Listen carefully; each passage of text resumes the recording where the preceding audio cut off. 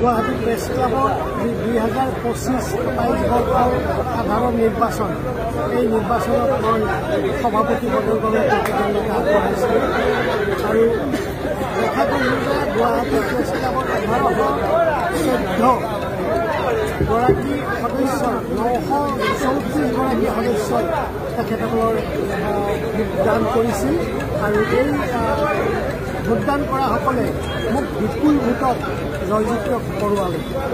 মই সকলোৰে প্ৰতিগৰাকী ভোটাৰ মোৰ প্ৰস্তাৱক আমাৰ নেক্সট আৰম্ভ কৰিবলৈ লৈছোঁ যিসকল ইয়াত দায়িত্বত নিয়োজিত আছে সকলোকে ভিতৰলৈ নিছোঁ। ক্ৰছ কাৰেণ্টৰ সমূহ কৰ্মকৰ্তা আৰু ইয়াৰ আগতে আমি ৰাউণ্ড 6ত কোনে কিমান ভোট পাইছে কৈ দিছোঁ।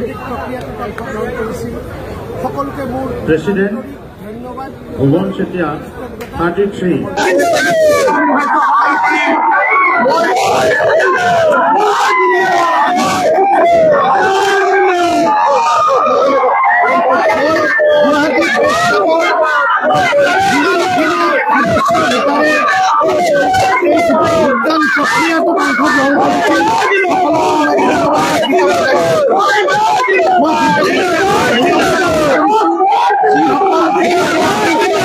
বিপুল ভোটত সভাপতি পদত জয়যুক্ত কৰোৱালে। এই প্ৰতিগৰাকী সদস্যলৈ মই মোৰ শ্ৰদ্ধা কৃতজ্ঞতা আৰু ধন্যবাদ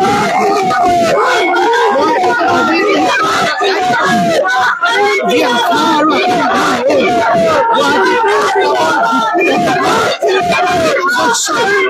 সভাপতি কৰিলে মই